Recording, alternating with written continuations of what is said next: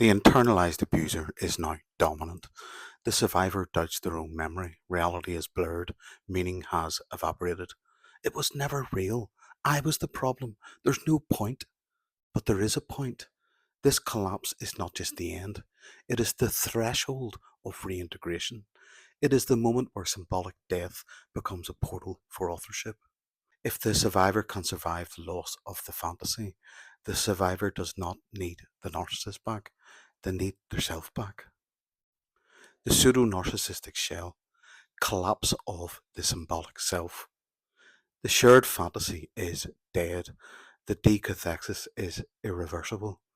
The narcissist has expelled the persecutory object, and the survivor is its vessel. The smear campaign begins not as gossip, but as symbolic expulsion. The survivor is ejected from the narcissist world like a contaminant, pathological object flung into the social ecosystem. Family, friends, and systems of care begin to invert. Language turns, narratives flip. The persecutor becomes the perceived victim, and the victim the socially legible threat. This is not just character assassination, it is identity annihilation. It ruptures not only external reputation, but internal coherence. The internal world begins to mimic collapse. This phase marks the formation of the pseudo narcissistic false self, a psychic shell structurally indistinguishable from narcissistic fragmentation, but where the narcissist defends, the survivor dissolves. The survivor is now locked inside a recursive symbolic ego loop marked by persecutory scanning. Every interaction is read through a trauma saturated lens.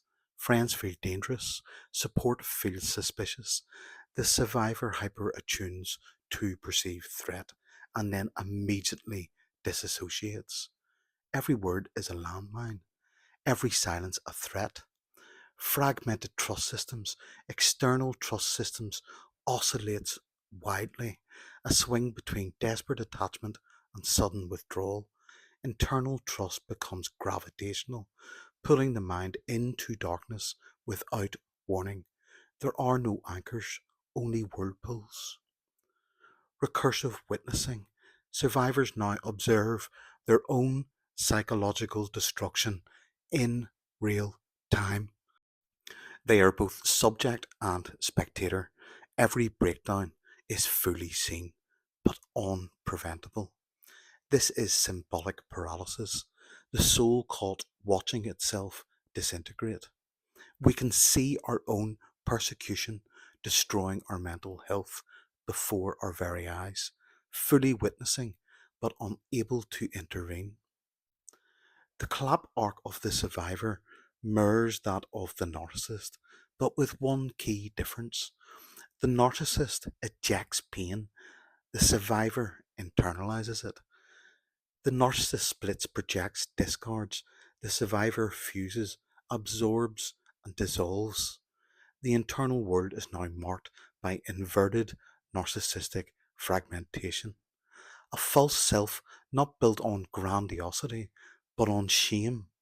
Idealization of both the narcissist and future redeemers, desperate echoes of the shared fantasy, internal splits, the redeemer, the persecutor, the mute child, the cold shell, the hyper-vigilant watcher. The voice of self, compassion, becomes silent. All that remains is internal noise. We are not us. We are not able to be us. We have left long ago, and what remains isn't cohabiting. It's pure chaos wrapped up in healing. So, thus begins directionless healing and symbolic disintegration. This phase is not a beginning, it is the edge of annihilation. The mind becomes a space of disorganized attachment reflexes, simultaneous approach and avoidance, cravings for closeness collapse into terror. The body remembers, but the psyche cannot translate. There is a symbolic exile, no home to return to, not in the world, not in the body, not in the mind. The survivor becomes an unhoused self. This is not narcissism. This is structural mimicry caused by inversion. The death drive has taken a mirrored form.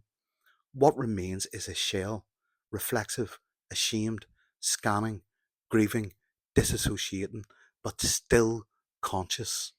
It is a recursive hall of mirrors with no exit.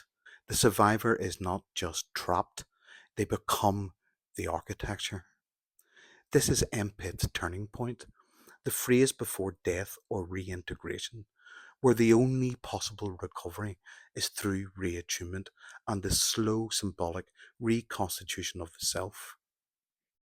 The final inversion, there is silence, not peace, but symbolic stillness. The survivor has fully collapsed inward. Their identity no longer orients around the narcissist, but neither does it yet orient around the self. This is the train of psychic debris. Nothing feels real. All memories feel co opted. The survivor is now operating inside a collapsed fantasy structure where meaning itself seems reversed. They are not grieving a relationship, they are grieving a version of reality that was never real and yet felt more true than anything else. In MPIT, we call this the reattunement threshold. It is the moment when a new symbolic structure has the potential to emerge, not from grand insight, but from rupture. Often this comes from a whisper, a dream, a sudden pain, or most critically, a moment of presence with another human being who does not require performance. This is not the Redeemer ego reawakening, it is something far deeper. The truth self surfacing, not to fix, but to be. The survivor is no longer trying to win love by being better. They are starting slowly, painfully, to recognize they were seen all along. Vaknin calls this moment after the script ends. When the narcissist has moved on, the fantasy is dissolved, and the survivor is left staring into an internal void. But in that void, the MPIT framework identifies a spark, the possibility of vertical authorship. This is the emergence of the vertical axis, a symbolic orientation based not on others' projections, but on inner coherence and effective anchoring. Reattunement doesn't mean joy, it means perception returns. Feelings once hijacked by the loop begin to be owned. The survivor can name things again. The hallucination lifts slowly, piece by piece. They reclaim symbolic authorship. The first truth is not, I am healed. It is, it wasn't me. And that truth, whispered inside the ruins, is the first step back. Even when we're dysregulated, we're still the sanest ones in the fucking room. Peace out. Loads of love.